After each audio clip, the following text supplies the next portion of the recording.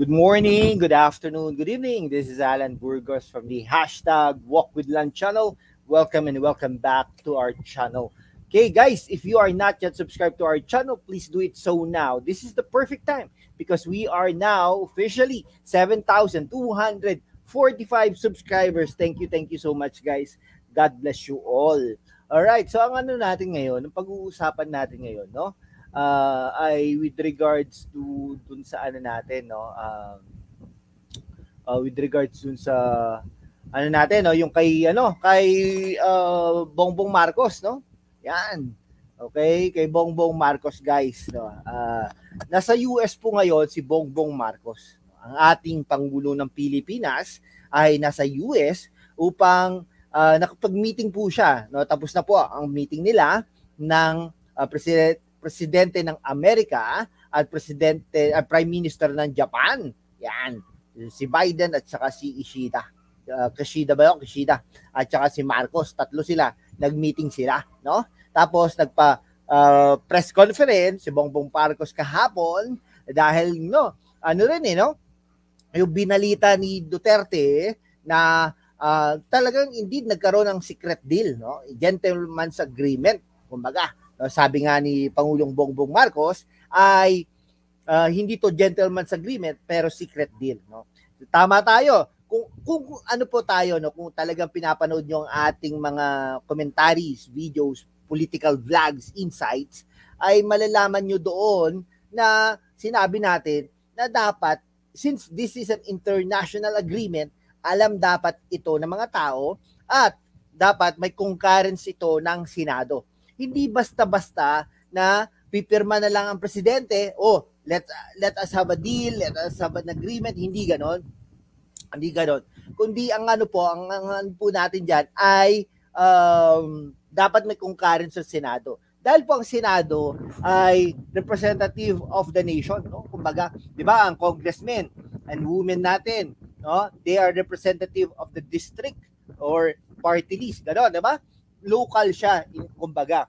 Now, yung sa Senado naman, ay ano siya, nationwide ang election sa kanila. So therefore, it is presumed that they are representing the nation, the republic itself. So dapat alam ito ng Senado. May concurrence yan, di ba? Yan. Marami tayong na-witness in the past, yung EDCA, yung ano pa ba yon, yung VFP, no, yung visiting forces, VFA rather, visiting forces agreement in the past, yung pagpapatalsik natin ng Amerika sa Subic, no, sa Pilipinas, yung mga base militar nila, etc., no. Yun yung mga ano natin, no, yun yung mga yun yung mga international agreement natin, yung mga sa Australia, sa iba't ibang mga bansa. May mga treaties tayo diyan, kumbaga. So ito ay may concurrence ng Senado. Syempre, sinasabi ng presidente sa Senado, ito dapat ma-approve natin ito, ha. Pero syempre, they will act independently. Kumbaga, tignan nyo nga yung base militar, di ba? Gusto ni Cory Aquino, gusto ni Ramos yan. Pero wala po silang nagawa. Dahil po, syempre, with the led by the Senate President din, no, Jovito Salonga, kahit kaibigan niya si Cory Aquino, ay wala. Tanyada, ERAP, Maceda, yung mga yun, 12 yun 12 yata yun, 13 na senador. So, ganun din dapat ito, no? Ngayon, nung sabi niya, ano bang pinamigay nyo? Napaka nito, seryosong usapin ito. Kung ito ay nangyari at na-witness na natin, no, na-discover natin itong secret deal na ito at may naglakas loob sa House of Representatives at saka sa Senado, ay talagang impeachable ito, no? Parang siya, no? Parang nakakawala ng trust and confidence sa panguluhan ng Pilipinas na si Duterte 'yon.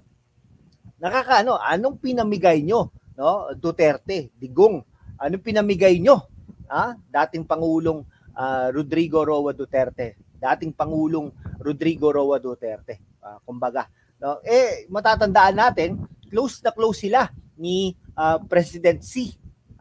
Yung close sila. Ngayon, sa ginagawa ni Digong, kawawa si Sara. No?